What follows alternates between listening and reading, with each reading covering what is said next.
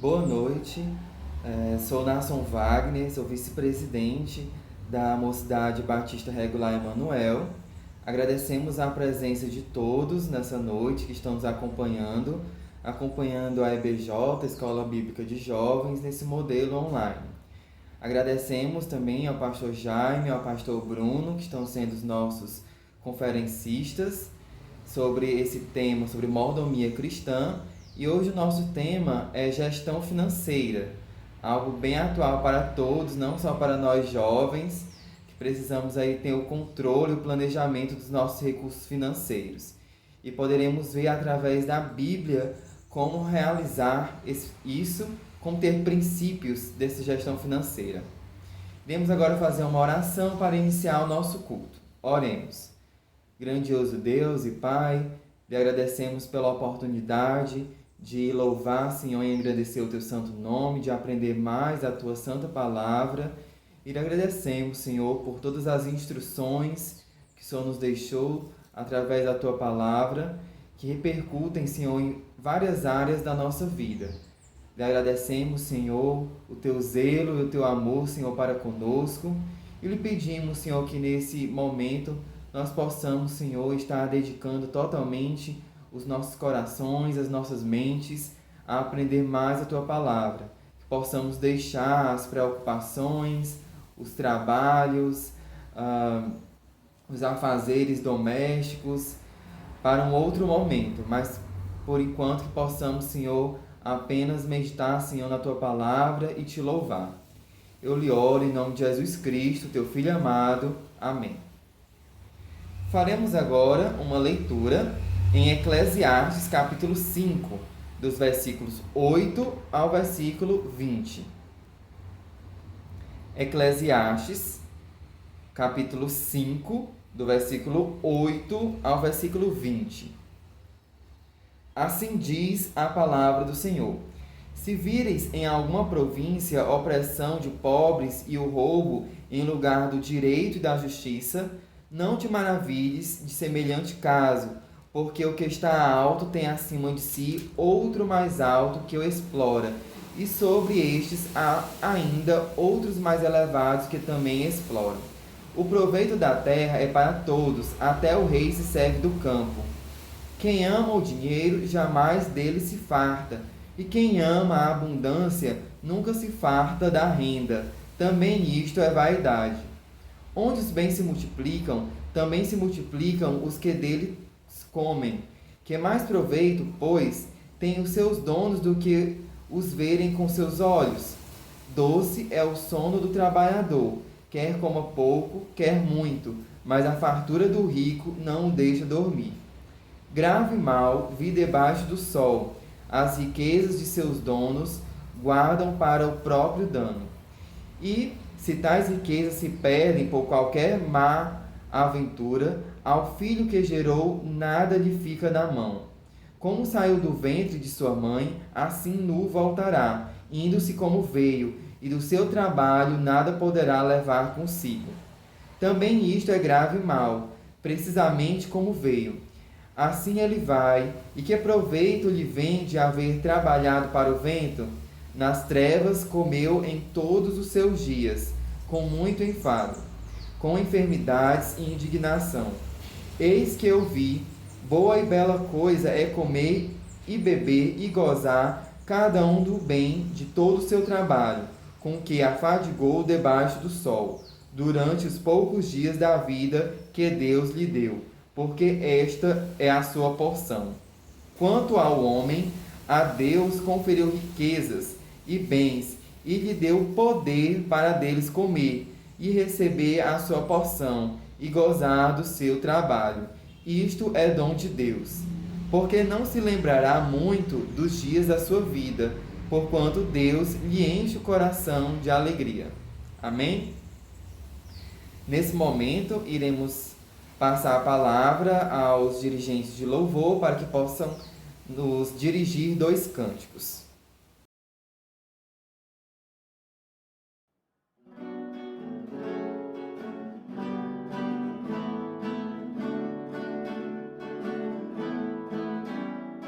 De todas as tribos, povos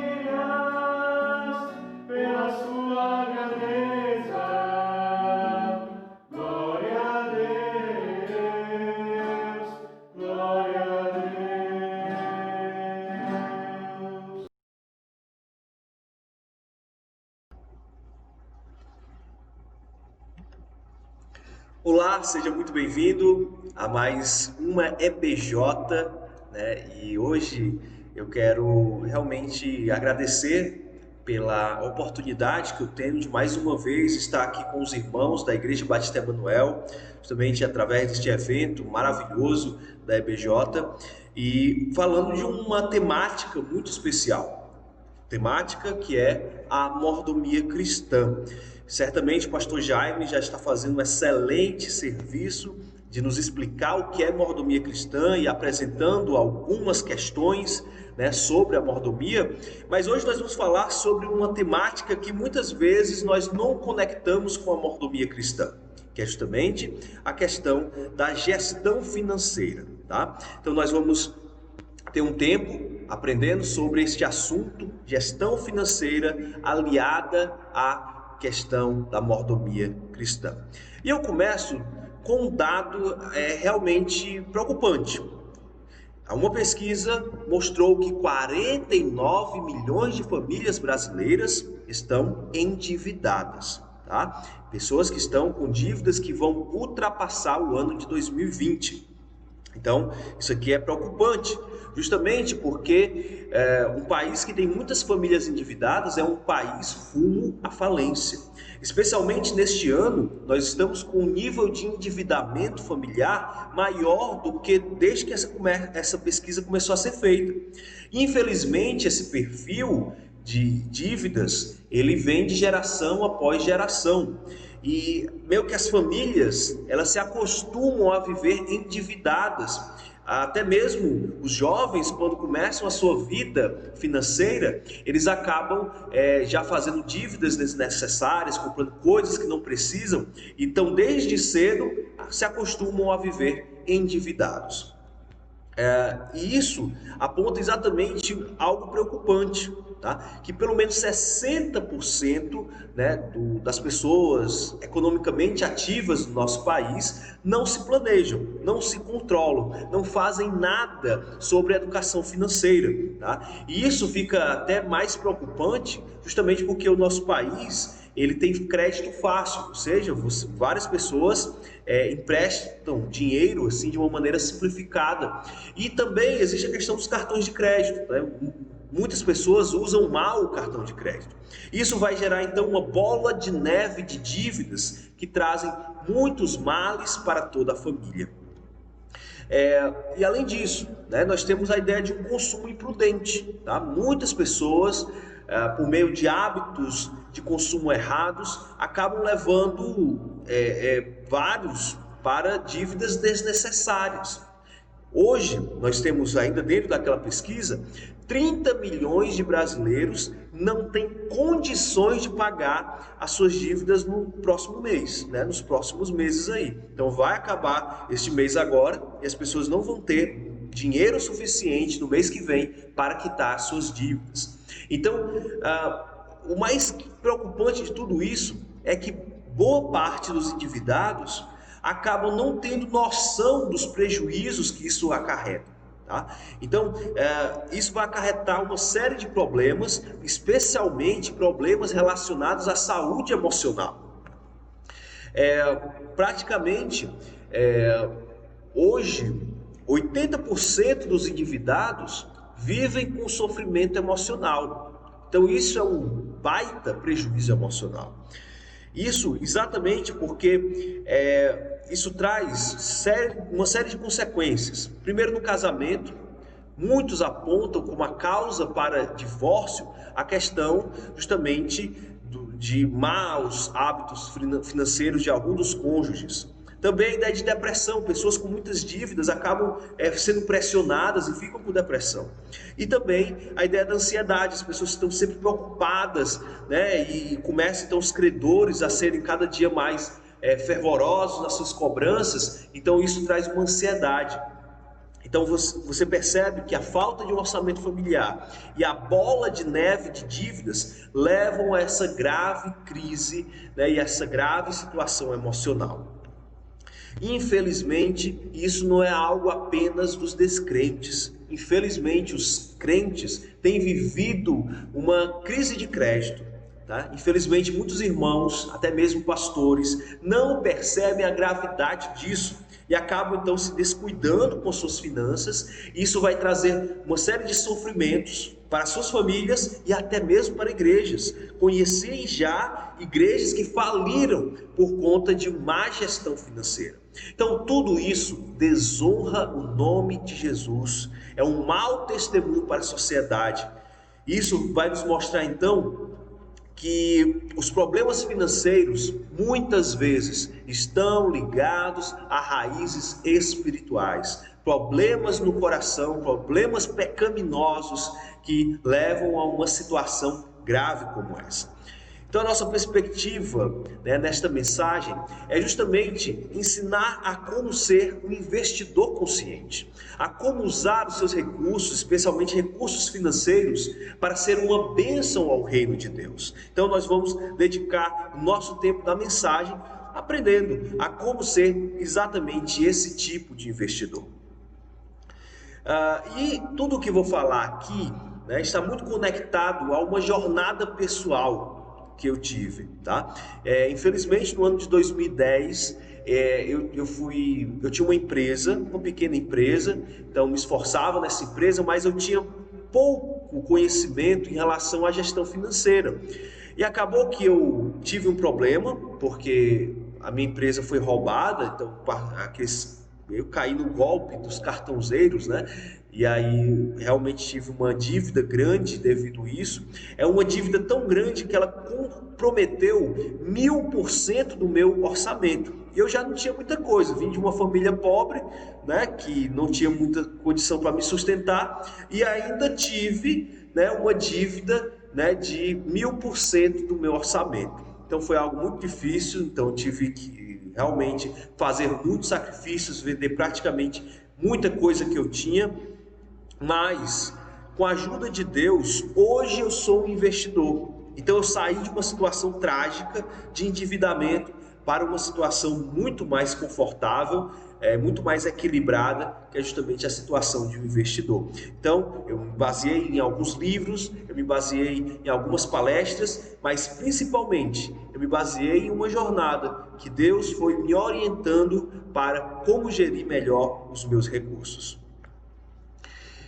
Então eu quero fazer que essa palestra se divida em 5 passos. Então 5 passos para se tornar um investidor consciente. E tudo isso nós vamos fazer baseado em uma filosofia de John Wesley. John Wesley é um homem muito importante para a história da igreja, realmente o criador do movimento metodista, e ele tinha a seguinte filosofia em relação às finanças: ganhe tudo o que puder, poupe tudo o que puder e doe tudo o que puder. Então muitos cristãos têm usado essa filosofia para gerirem os seus negócios e para investirem de maneira consciente. E é exatamente em cima dessa perspectiva que nós vamos então trabalhar esses passos que eu falei anteriormente.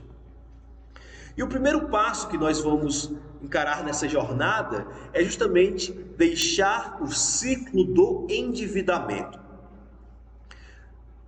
O Salmo 37, versículo 21 diz assim: os ímpios tomam emprestado e não devolvem, mas os justos dão com generosidade. É interessante, o ímpio, o descrente, é alguém que pega, contrai dívidas, é alguém desorganizado, é alguém que não consegue pagar, ou de uma maneira proposital não devolve o dinheiro, não paga o dinheiro.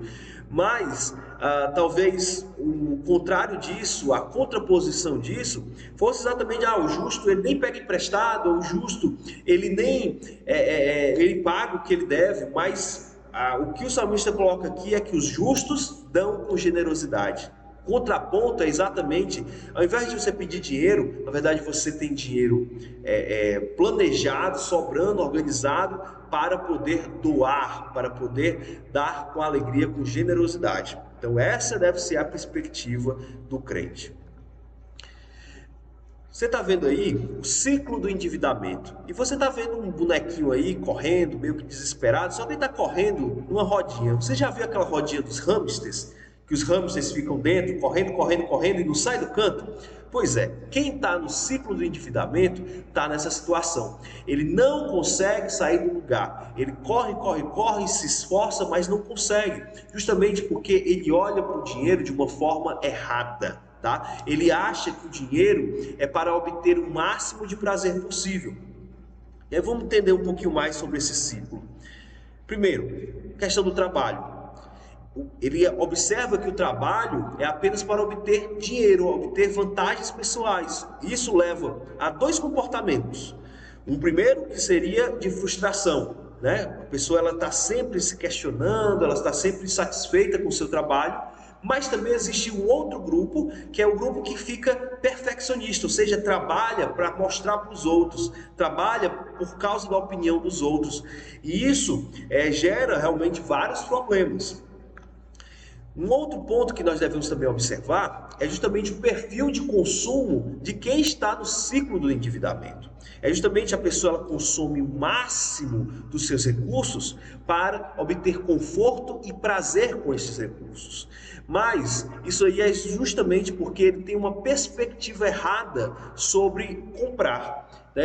Muitas vezes, quem está nessa situação acredita que a felicidade está em conseguir coisas, em comprar coisas, em ter determinados itens na sua vida. Mas isso é um ledo engano. E um terceiro ponto aqui é justamente a maneira como quem está no ciclo do endividamento enxerga a comunidade. Tá? É alguém que ele não consegue se organizar para doar parte da sua renda para ajudar a sua comunidade. Então, por conta disso, é uma pessoa que ela é egoísta, ela está pensando só em si e ela não olha para o próximo, ela não olha para os outros. Então isso aqui é um ciclo vicioso, né? A pessoa é um ciclo do egoísmo, tá? E a roda dos ratos. Isso aqui é exatamente o perfil do consumista, é o perfil da pessoa que trabalha apenas para consumir e fica nesse ciclo vicioso que não vai levar a nada. Mas existe um outro ciclo, que é justamente o ciclo do crescimento.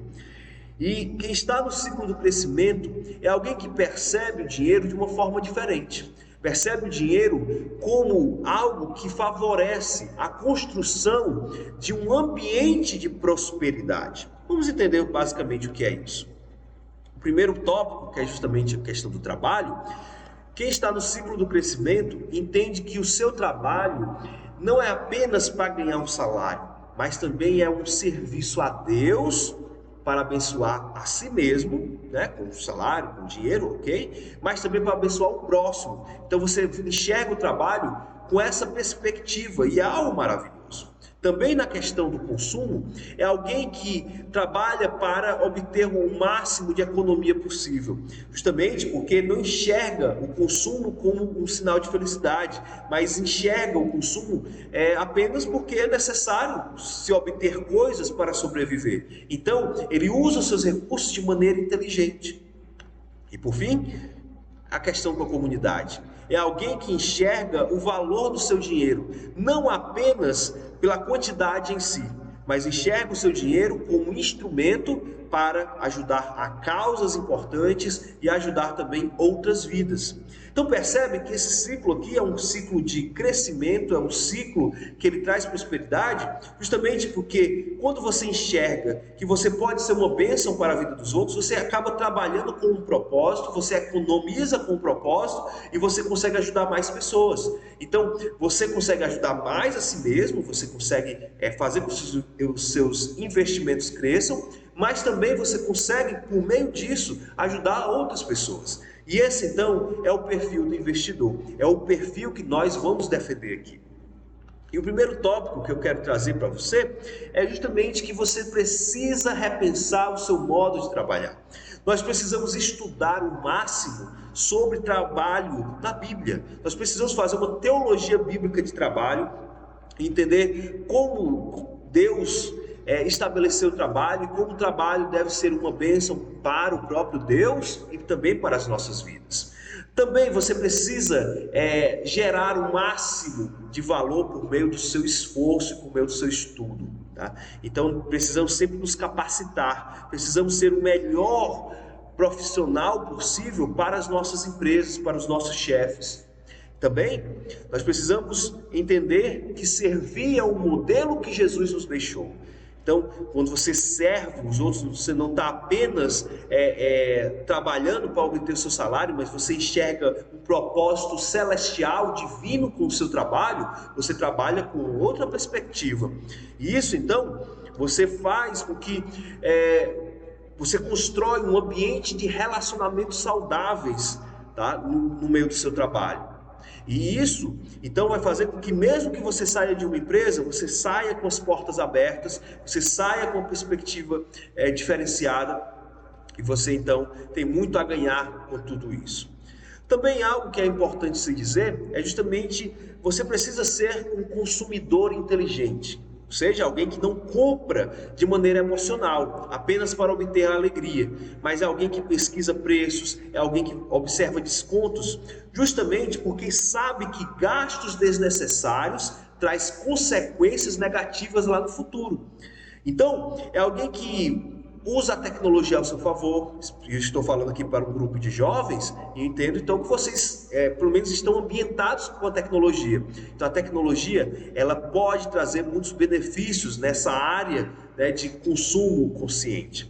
E dessa forma, né, você então precisa muito mais investir em ativos, buscar ativos do que passivos. Porque passivo é tudo aquilo que come a sua renda, mas o ativo é aquilo que lhe traz renda. Tá? Então é uma grande perspectiva, né? Quando você busca ativos, você se transforma mais próspero, em alguém mais próspero. Agora, quando você compra muitos passivos, aqueles passivos vão consumindo seus recursos, tipo um carro.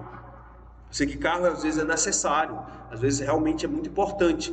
E o carro, mas você tem que olhar sempre uma perspectiva seguinte: o carro é o passivo. Então o carro existe gasolina, né? Você tem que botar combustível no carro, você tem que fazer a manutenção do carro, né? Você tem que botar seguro no carro, você também tem que pensar na depreciação do carro, porque assim que o carro sai da concessionária, ele já perde um pouco de valor. Então tudo isso, né, faz com que o carro seja um passivo. Para você manter este carro, você vai ter que realmente despender algum recurso nele. Então, entenda que é muito melhor você investir em algo que lhe traga renda do que em algo que pode consumir a sua renda.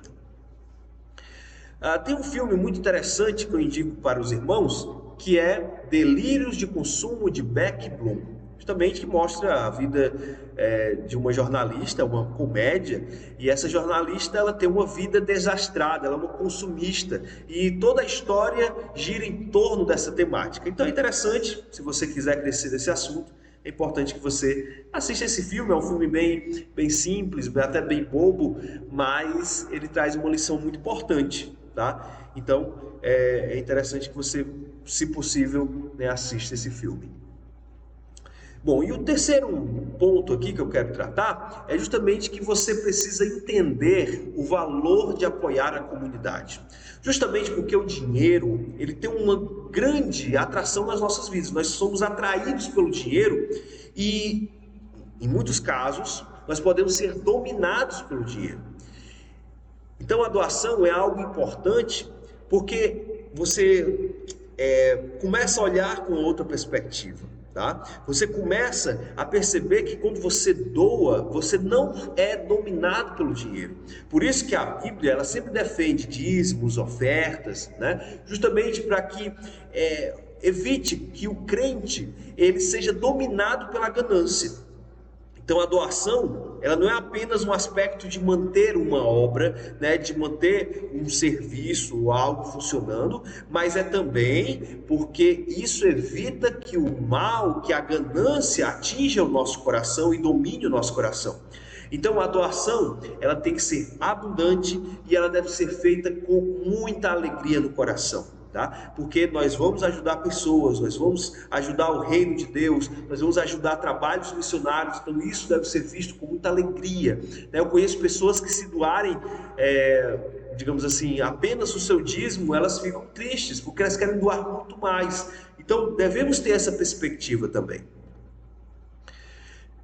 Uma frase que foi proferida pelo Hernandes Dias Lopes diz o seguinte: o dinheiro é um péssimo senhor, mas um ótimo servo. Essa frase ela é fantástica, porque mostra que quando o dinheiro ele domina você, ele vai te escravizar. Mas quando você consegue dominar o dinheiro, você consegue fazer muitos benefícios, você consegue trazer e agregar valor por meio do dinheiro. Então, ele é um ótimo servo e devemos tratá-lo como servo, não de maneira gananciosa, não que o dinheiro suba a sua cabeça. Agora, o passo de número 2 é a parte de organização das finanças. Provérbios capítulo 21, versículo 5 diz assim: os planos bem elaborados levam à fartura, mas o apressado sempre acaba na miséria. E o apressado é aquela pessoa que não quer planejar, quer fazer as coisas de qualquer forma. Mas quem trabalha de maneira organizada, se planeja, vai sim obter sucesso, êxito, justamente porque está fazendo tudo com diligência e com prudência. Então, para organizarmos as nossas finanças, primeiramente é necessário organizar os custos fixos. Aquilo que é despesa vital, que você não consegue deixar de pagar, né? Então, questão de água, luz, telefone, internet, essas coisas que você compreende ser vital. Mas para isso é necessário que você sempre busque economizar, sempre busque negociar, né, com as concessionárias aí para deixar esses serviços cada vez mais baratos, trocar de fornecedor quando possível. Enfim, é necessário também, né, planejar sempre despesas eventuais, né? Nós temos os custos fixos que não tem como você, né, prever, tá? Na verdade tem como você prever, porque são custos que estão lá e você sempre vai ter eles. Agora existem determinados custos que você não tem como se precaver. Então é necessário que você entenda que vão ocorrer essas despesas eventuais e já se planejar para elas, tá? E também se organizar para comprar coisas no futuro, então já reservar uma partezinha do valor, né, para que compre à vista, né, no caso. E também entender que sempre deve reservar dinheiro para doações e investimentos. Um outro ponto também que é importante, é necessário que nós registremos as nossas movimentações financeiras, tá? Tanto as entradas quanto as saídas, e o meio que você faz isso não importa. Tem gente que consegue fazer isso muito bem no caderno. Existem pessoas que fazem por meio de aplicativos, eu particularmente gosto de fazer mais pelos aplicativos. Agora, o segredo aqui é você não deixar muito complexo essa organização. Ela tem que ser simples, ela tem que ser habitual, constante. E hoje a maioria dos bancos, eles já oferecem aplicativos que já tem essa função de trazer um organizador financeiro e você então consegue ir batendo as suas contas. O outro ponto também é que a simplicidade é o segredo, ou seja, o ideal é que você não faça muitas contas em bancos, o ideal é que você não tenha muitos cartões, que você saiba trabalhar com cartões. Então, no máximo, você deve ter 2 contas em banco, tá? E a questão do cartão de crédito, você não deve ver o cartão de crédito como extensão da sua renda. Isso é terrível, isso é um grande erro. Na verdade, você deve saber usar da forma correta. Se você não sabe usar da forma correta, é melhor você nem ter cartão de crédito. O cartão de crédito, meus irmãos, ele é apenas uma confiança que o banco tem na sua capacidade de pagamento. Ou seja, se o banco confia em você, digamos assim, ele confia que você tem condições de pagar R$2.000 da sua fatura. Então ele vai lhe dar um crédito de R$2.000. E assim, dependendo da realidade de cada um, né?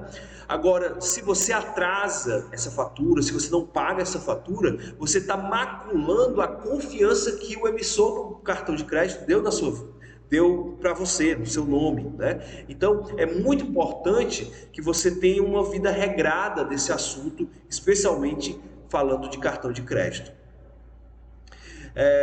E é uma questão que é muitas vezes mal compreendida, quando é que nós devemos então começar a falar sobre essa parte financeira?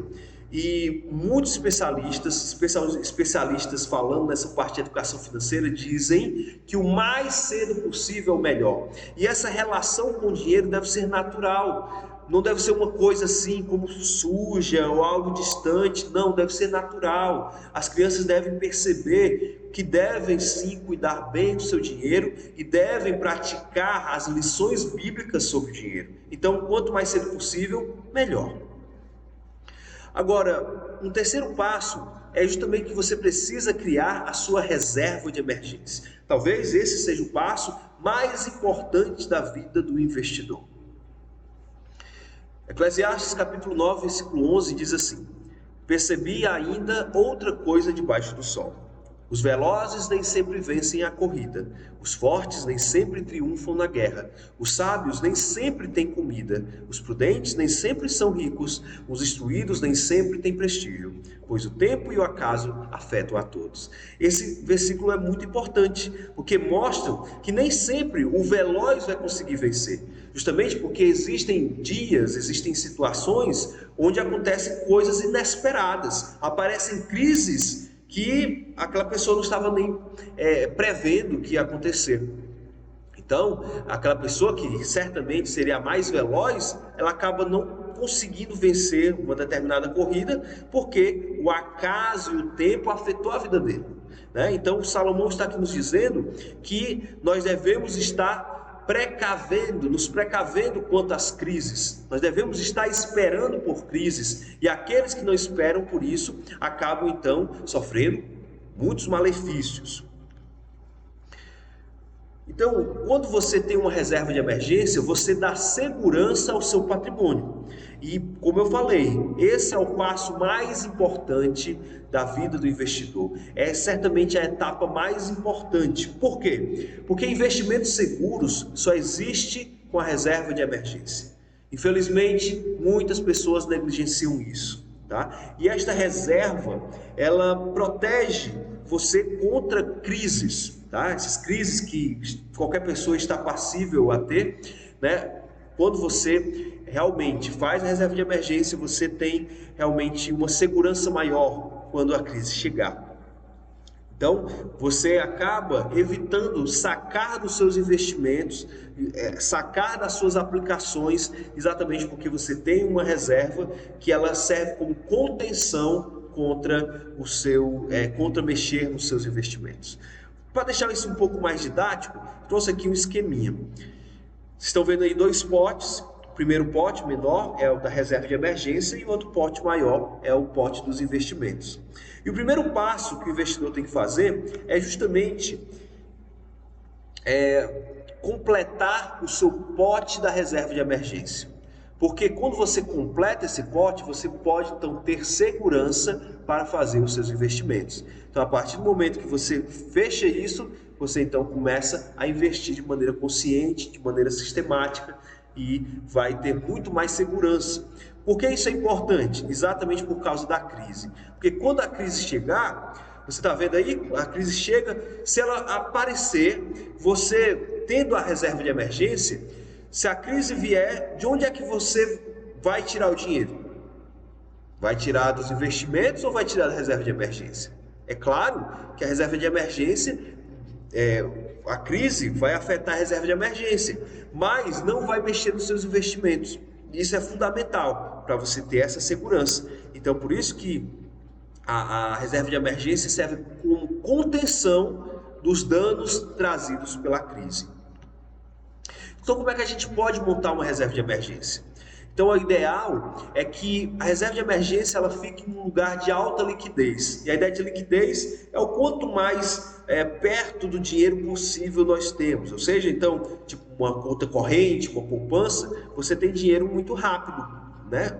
Apenas basta sacar lá que você já vai ter dinheiro em mãos. Agora, uma casa, um carro, daqui que você tem dinheiro em mãos, você vai precisar vender a casa, vender o carro, e isso às vezes demora muito, às vezes é muito complicado, tá? E a gente tem alguns níveis, né, de como você fazer a sua reserva de emergência. E esses níveis vão de acordo, né, com o seu grau de risco. Então, empresários que estão no ramo mais arriscado, os empresários eles têm que ter uma reserva de emergência maior. A indicação é que seja pelo menos 12 meses. Agora, já um funcionário público tem uma reserva de emergência um pouco menor, exatamente devido à estabilidade do nosso governo, né, no sentido de pagamento, né, dos servidores públicos. Agora, contratados, né, ou profissionais de CLT, eles devem ter pelo menos 6 meses de custo mensal. E a ideia que nós colocamos custo mensal é justamente o nível, né, de segurança que você precisa dar. Então, 12 meses de custo mensal é para o empresário, 6 meses para o contratado e 4 meses para o funcionário público. Agora nós vamos de fato para a ideia dos investimentos. Como nós podemos investir no longo prazo? Provérbios capítulo 15, versículo 11 diz assim: o dinheiro ganho com desonestidade diminuirá, mas quem o ajunta aos poucos terá cada vez mais. Então a pessoa que quer enriquecer de qualquer forma, ela quer fazer tudo isso de forma rápida. Então, muitas vezes ela acaba sendo desonesta, porque ela não aprende a esperar. Então, aquela pessoa que acha que está ganhando dinheiro fácil, né, de maneira rápida, mas certamente isso cobra o seu preço. E geralmente o preço acaba não valendo a pena, né, a desonestidade feita. Agora, aquele que junta aos poucos, ou seja, junta de maneira disciplinada e consistente, então acaba com o passar do tempo tendo uma boa quantidade de recursos. Eu trouxe aqui algumas histórias justamente para facilitar nossa compreensão sobre isso. Este senhorzinho é o Ronald Reagan, tá? Ele foi zelador nos Estados Unidos a vida toda, até se aposentar. E ele investiu, né, de maneira consistente desde o começo da sua vida lá como zelador. Então, tudo que sobrava do seu salário, né, ele colocava no investimento em bolsa de valores. E ele investiu em boas empresas, em ações boas, e com o tempo, com o passar do tempo, ele foi construindo um bom patrimônio. E quando ele se aposentou, ele tinha pelo menos 8 milhões em investimentos. Tá? Então ele não dependia da aposentadoria do governo, justamente porque ele havia criado a sua própria aposentadoria. E isso só foi possível porque ele vivia de uma maneira simples, as pessoas não sabiam que ele era milionário, mas ele fez isso também com muita disciplina. E eu coloco a história dele porque o trabalho de zelador é um trabalho maravilhoso, digno, mas é também um trabalho que traz pouco recurso, né? Então, traz pouco salário. Mas mesmo assim, este homem, ele conseguiu se aposentar sendo zelador, se aposentar com investimento sendo zelador, ao ponto, né, de que seus investimentos deram tão certo que ele teve aí no final da sua vida 8 milhões de dólares, né, em bolsa de valores. Então qualquer pessoa pode ser um investidor. Isso não é apenas para aqueles que têm MBA em gestão financeira, isso não tem nada a ver. Qualquer pessoa disciplinada e que tenha o conhecimento razoável de algumas empresas, você então consegue ter bons resultados com os seus investimentos. O outro caso é um caso mais próximo da gente. Esse é o Luiz Barsi, e desde 9 anos ele era engraxate em uma praça lá em São Paulo, e próximo àquela praça existia uma corretora de valores. E ele então engraxava os sapatos das pessoas que trabalhavam na corretora ou dos clientes daquela corretora. E nas suas conversas exatamente com esses investidores, ele aprendeu muitas questões sobre bolsa de valores. E com 14 anos, ele foi convidado a trabalhar naquela própria corretora, tá? E desde sua primeira bolsa, ali, desde o seu primeiro pequeno salário, ele já foi juntando e já foi comprando pequenas ações. E com o passar do tempo, ele foi sendo disciplinado, né, e consistente nessas aplicações, e com pouco mais de 30 anos, ele conseguiu se aposentar, usando apenas investimentos. E depois de mais de um tempo ele conseguiu comprar a corretora em que começou trabalhando, né? Então, nós temos aqui um caso maravilhoso e este homem hoje é o maior investidor do Brasil, justamente porque foi disciplinado e soube investir da forma certa. E a gente precisa entender duas coisas. Primeiro, existem dois tipos de investimentos. Então, existe o investimento de renda fixa, que é aquele que tem um contrato fixo, ou seja, você estabelece as cláusulas e aquilo então fica regido por aquele contrato, então um contrato fixo, tá? Agora, existe a renda variável, onde você investe em ações, e as ações elas variam de acordo com o dia. Então, às vezes estão um pouco mais baixas, às vezes estão um pouco mais altas, tá? Mas esse é o investimento talvez mais conhecido de todos, tá? Que é o investimento em renda variável. E esses investimentos, eles podem ser feitos de forma simples, por meio de corretoras, tanto no Brasil quanto fora do Brasil. Então, o investimento não é uma coisa do outro mundo, né? Investir, especialmente em bolsa de valores, é muito mais simples do que você imagina e é algo bem interessante para a sua vida financeira. Quando você investe, especialmente na Bolsa de Valores, você pode ser sócio dessas grandes empresas, da Colgate, da Coca-Cola, da Visa, da Mastercard, né, da Sony, enfim, do Google, né? Então você tem várias empresas que você pode ser sócio, tá? E justamente por meio de pequenos valores. Muitas pessoas acham que é algo muito caro ser um investidor. Não é algo simples. E a partir de 5 até 10 reais, né, você consegue investir na Bolsa de Valores. Então, é simples, basta você se organizar que certamente dá certo para você realmente ser sócio de grandes negócios. Inclusive, algumas pessoas têm medo da Bolsa de Valores ou acham que é algo um pouco estranho, errado, mas isso é um ledo engano, justamente porque a Bolsa de Valores ela começou no governo de Maurício de Nassau. E Maurício de Nassau é um rei protestante, inclusive é o rei que assina o Sínodo de Dort. Tá? Então, a primeira Bolsa de Valores do mundo aconteceu justamente no governo, né, de Maurício de Nassau, que foi a Bolsa de Valores ali de Amsterdã no ano de 1602, com a Companhia das Índias Orientais inicialmente, depois as Ocidentais, que foram as primeiras empresas a serem negociadas na Bolsa de Valores. Então tudo isso aconteceu em um contexto protestante, de um país protestante, com valores protestantes. Então nós devemos realmente até voltar para o lar, né, nesse sentido dos investimentos, porque a Bolsa de Valores não tem nada de estranho para os crentes, né? Os crentes devem saber usá-la, mas usá-la da forma correta.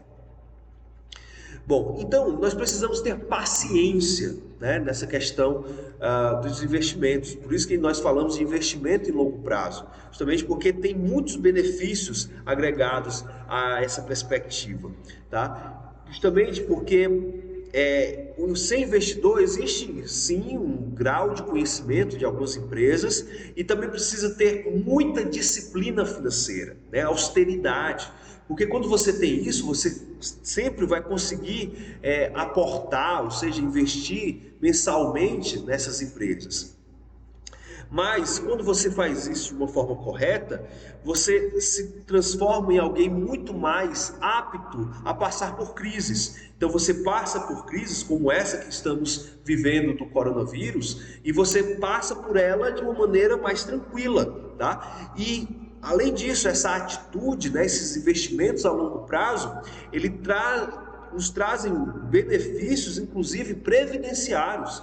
Você consegue então ter uma previdência, né? Você consegue se aposentar apenas com seus investimentos, sem ter necessidade de ter uma aposentadoria do governo ou de ter uma aposentadoria privada de bancos, tá? Então você consegue montar as regras da sua aposentadoria. Isso é fantástico, é maravilhoso e os grandes homens de negócios, os grandes investidores sempre trabalham dessa forma.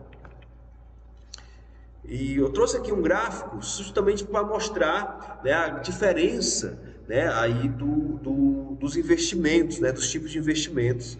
Esse gráfico ele foi montado por Jeremy Siegel, tá, que é um estudioso de economia, e ele fez um apanhado de 100 anos da Bolsa de Valores. E o que nós observamos que, tipo, esses investimentos aí que estão em inglês, justamente porque foi feito na Bolsa de Valores americana, e mostra aí que tipo o dólar, né? O dólar, e na verdade, ao invés de ele crescer com o tempo, na verdade ele fez foi diminuir.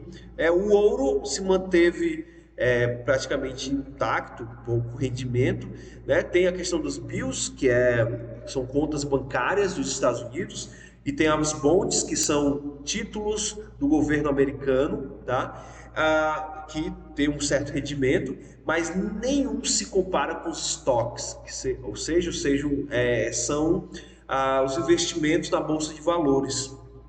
Então, esse é certamente o que rende mais, o que traz mais resultados, que é justamente investir em renda variável no longo prazo. Bom, e com isso, nós chegamos no último passo, que é o passo mais importante da nossa jornada dos investimentos, que é multiplicar as nossas doações. Você precisa multiplicar as suas doações. Vamos entender um pouco mais disso. 2 Coríntios capítulo 9, versículos do 6 ao 7 diz assim: Lembrem-se, aquele que semeia pouco também colherá pouco, e aquele que semeia com fartura também colherá fartamente. Cada um dê conforme determinou em seu coração, não com pesar ou por obrigação, pois Deus ama quem dá com alegria. Então temos aqui uma lei, que é a lei da proporcionalidade, né? Então quanto mais você planta, quanto mais você semeia, né, mais você vai colher. Então a ideia aqui não é semear apenas dinheiro, mas a ideia é de semear com alegria, a ideia de quanto mais alegria você semeia, mais você vai colher. Então quando você doa com alegria, quando você dá com alegria, primeiro, Deus vai se orgulhar do seu ato, Deus vai lhe amar mais, você vai trazer gratidão, né, para a sua vida, e você vai colher felicidade. Nem sempre Deus nos dá benefícios financeiros, mas nos dá outros tipos de benefícios, especialmente a bênção da satisfação, de estarmos satisfeitos com a vida que nós temos. E temos então que buscar cada vez mais investidores cristãos, porque eles são necessários. Muitos cristãos prósperos têm usado seus recursos para fins missionários. Então, além das ofertas, dos dízimos pessoais, também tem existido fundos de investimento que precisam e que visam o avanço do reino de Deus, tá? Então, esses fundos, né, o que rende nesses fundos são reinvestidos em missões. Então precisamos demais ter essa perspectiva. Inclusive, alguns missionários, e nem todo missionário é pobre, né? Às vezes a gente fica com essa ideia na nossa cabeça, todo missionário é pobre. Não, existem alguns missionários que têm dinheiro. E esses missionários, eles usam seus recursos, usam então seus investimentos para construir templos pelo mundo. Aqui, pelo menos no Juazeiro do Norte, eu conheço um caso de um missionário que ele tem uma boa quantidade de dinheiro e ele usa então o seu conhecimento na Bolsa de Valores para construir templos, né, para as igrejas ali do Cariri. Então, nós precisamos de cristãos com essa visão, cristãos que estejam dispostos a investir no reino de Deus. E um exemplo disso é exatamente o William Colgate, tá? É justamente a ideia do criador da empresa Colgate, aquela de pasta de dente. Este homem, ele se converteu ainda jovem e ele foi membro de uma igreja batista, inclusive ao ponto de se tornar um diácono daquela igreja, né? E ele era um dizimista extremamente fiel, mas muito além disso, ele usava a sua empresa como uma investidora do reino de Deus, né? Justamente porque ele chegou uma época a ofertar, doar 50% dos seus lucros para a obra missionária. Então ele entendia isso como um investimento na causa de Deus. Então precisamos ter essa visão. Nós precisamos observar como o Colgate fazia e seguir, né, esse mesmo padrão para as nossas vidas. Justamente porque esse é o modelo, né, que Jesus nos deixou. Esse é o modelo que nós observamos, né, no ensino de Jesus. Como ele diz: pois nem mesmo o Filho do Homem veio para ser servido, mas para servir e dar a sua vida por resgate de muitos. Ou seja, quando você não está querendo ser servido, você não tem uma perspectiva egoísta, mas você usa os seus recursos para servir os outros, para trazer benefícios para o reino de Deus, você vai se sentir muito mais satisfeito, vai seguir o modelo que Jesus deixou para nós. Então, devemos seguir nessa linha. Esse é o modelo que Deus espera de nós, justamente servirmos como Jesus serviu. Então, para finalizarmos, quero apenas resumir, né, a nossa filosofia aqui do investidor consciente. Primeiro, ganhe tudo o que puder. Ou seja, trabalhe certo, trabalhe da maneira correta, coerente, agregue valor ao seu serviço, trabalhe, se capacite cada vez mais e invista no longo prazo. Né? Coloque os investimentos como algo importante e consistente na sua vida. Mas o segundo ponto dentro dessa filosofia é: poupe tudo o que puder. Ou seja, organize seus custos, evite desperdícios, consuma de maneira consciente para economizar o máximo de recursos que for possível. E a última parte dessa filosofia é: doe tudo o que puder. Então, pense no bem da sua comunidade, pense no bem da igreja do Senhor, pense no bem das pessoas que precisam realmente, estão com necessidades de fato. Então você pode ser uma bênção na vida delas. Não deixe que o dinheiro domine a sua vida. Você precisa domar o dinheiro e você então precisa doar com alegria. Isso tudo reflete a mordomia cristã, reflete justamente a filosofia, né, de John Wesley, a filosofia de ser um investidor consciente. Eu espero que você se motive a também ser um investidor consciente para o reino de Deus. Vamos então orar e agradecer ao nosso Deus por esse tempo que tivemos aqui. Senhor Santo Deus, nós somos gratos a Ti porque Tu tens nos mostrado uma perspectiva maravilhosa, uma filosofia de vida muito especial. Senhor, que possamos estar cada dia mais conscientes do nosso dever como crentes, nosso dever de servir realmente com alegria, e que possamos usar os nossos recursos para a glória do Teu nome. Nos ajuda, Senhor Deus. Nós somos muitas vezes pecadores e só pensamos em nós, mas, Senhor Pai, nos faz ter uma perspectiva diferente, que possamos amar os outros através dos nossos recursos. Ó Pai, é isso que nós te pedimos, em nome do Senhor Jesus Cristo. Amém.